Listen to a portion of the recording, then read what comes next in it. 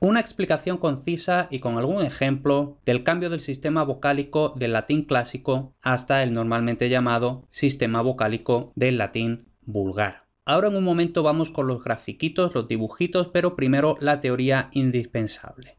Primero, el vocalismo del latín clásico es un sistema decavocálico con oposición de cantidad. Es decir, tenemos vocales breves y vocales largas, y luego tenemos A, E, I, O, U, cada una puede ser breve y larga, 5 por 2, 10. Por eso sistema decavocálico. Y este sistema decavocálico con oposición de cantidad es exactamente igual en sílaba tónica y en sílaba átona. Luego tenemos el sistema del latín tardovulgar. Y aquí hago yo esta especificación de tardovulgar porque no es exactamente lo mismo el latín vulgar en general que el latín tardovulgar, es decir, el latín vulgar tardío, aunque normalmente se hable de vocalismo del latín vulgar, etc., pero más exactamente deberíamos hablar de latín vulgar tardío, latín tardovulgar, lo que sea. La cuestión, tenemos un sistema heptavocálico tónico, es decir, en sílaba tónica tenemos 7 vocales diferentes, mientras que en sílaba átona tenemos solo 5 vocales diferentes y no hay oposición de cantidad. Vemos, por tanto, diferencias bastante importantes. Por supuesto, como las lenguas romances, incluido el español, provienen del latín vulgar, el sistema vocálico vulgar, tardovulgar, también conocido como sistema vocálico del romance común, protorromance, en fin, al final cada uno lo llama de una forma distinta, es todo lo mismo, pues este sistema es el origen del vocalismo de casi todas las lenguas romances. Y digo casi todas porque, por ejemplo, el rumano o el sardo tienen un sistema vocálico de origen diferente. Bien, entonces vamos a verlo mejor con grafiquitos, dibujitos, todo eso.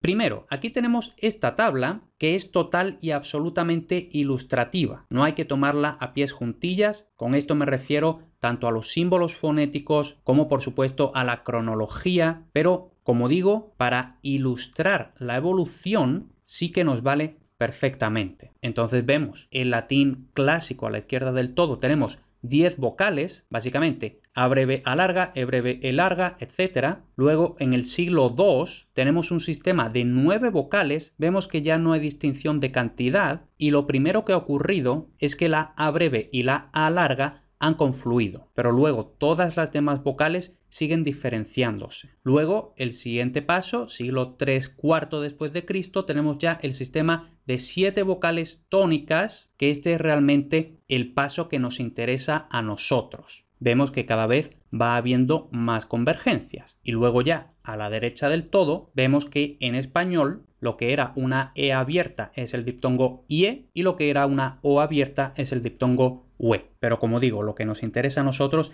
es el sistema, esta columna de en medio.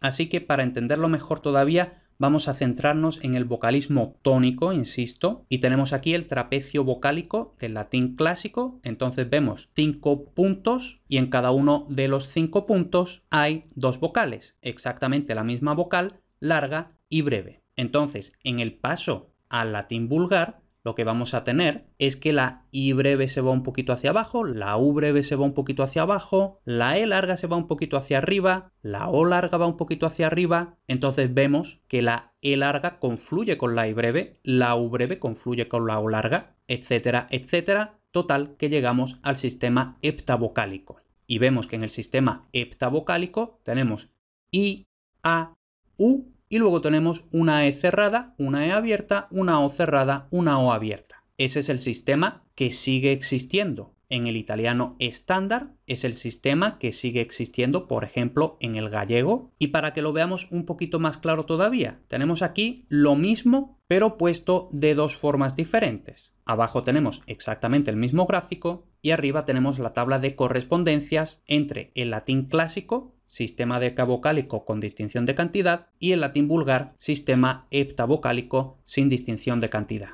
Entonces vemos que, por supuesto, lo más interesante es la convergencia que ya habíamos mencionado entre I breve, E larga en E cerrada, entre O larga, U breve en O cerrada, la E breve se convierte en E abierta, la O breve en O abierta, y ya luego, posteriormente, en castellano, la E abierta será IE, la O abierta será UE. Y por supuesto, vamos a ver algunos ejemplos. Tenemos exactamente la misma tabla y donde en latín clásico tenemos una I larga, en español vamos a conservar una I. Entonces de filiu vamos a tener hijo. Luego una I breve en castellano pasa a E. Por eso de piru vamos a tener pera. Una E larga también se conserva como E. Entonces de fémina tenemos hembra. En cambio, de una E breve vamos a tener, en castellano insisto, el diptongo ie. Por eso de fera tendremos fiera. Las AES no tienen mayor interés, entonces me las salto. Luego tenemos que O breve va a diptongar en castellano, por eso de porta, puerta. En cambio, la O larga no diptonga, se queda como O. De sole tendremos sol. Y luego también la U breve